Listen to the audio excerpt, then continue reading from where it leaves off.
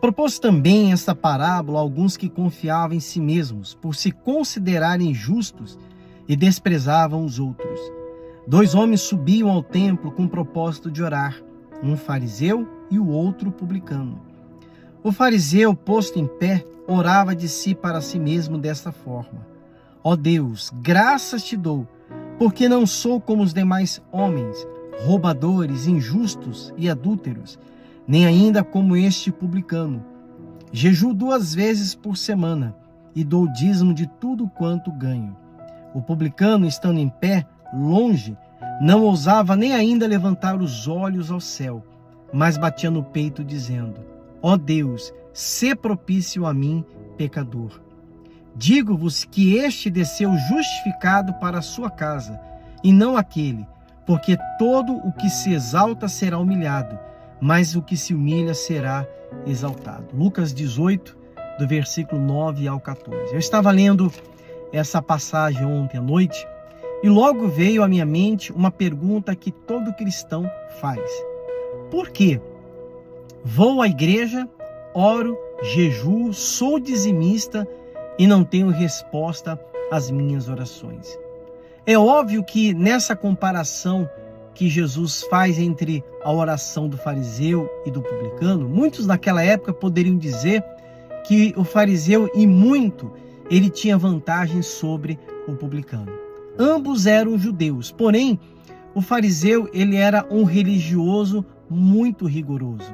Ele não apenas observava a lei, como ele ia além daquilo que havia determinado a lei de Moisés. Ele jejuava 2 vezes por semana, uma coisa que a lei não havia determinado. Ele dava o dízimo de tudo, além do que ele deveria dar, segundo escrito na própria lei. Por sua vez, o publicano, ele era visto como um traidor, pelo fato de trabalhar como coletor de impostos para o Império Romano. E um outro detalhe, que além de traidor, ele era tido como um ladrão, um roubador. Nós temos exemplo do próprio Zaqueu, que naquele encontro com Jesus decide restituir tantas vezes mais o quanto ele havia roubado daqueles a quem ele cobrou impostos. Porque isso acontecia de fato. O governo, o Império Romano, determinava uma porcentagem ali dos impostos, e aquele que coletava impostos, ele poderia cobrar além do valor estipulado ali pelo imperador. Portanto, todos os publicanos, todos os coletores de impostos, eles cobravam além daquilo que deveria cobrar. E aqui é interessante que Jesus vai dizer que ambos vão ao templo com o intuito de orar. Porém, observe nas palavras aqui do fariseu, que ele já vai se achando, ele já vai se gabando de ter muito mais obras positivas do que o próprio publicano. E na sua oração, ele não faz disso uma vantagem para agradar a Deus. É como se ele tivesse ali para competir com aquele publicano que até então, como nós já dissemos, ele era tido como um traidor e um ladrão. E na sua oração, esse fariseu, ele mostra, ou ele tenta se justificar sendo melhor do que aquele publicano. O publicano, por sua vez, conforme nós lemos, ele nem ousava levantar a cabeça, pelo contrário. Em todo o tempo, de cabeça baixa, ele reconhece que ele era um pecador e ele precisava ali do perdão de Deus. E Jesus, quando ele finaliza essa parábola, ele deixa claro: os dois foram para orar. O fariseu, em muitas obras religiosas, ele tinha vantagem sobre o publicano. Porém, esse publicano foi o que desceu justificado.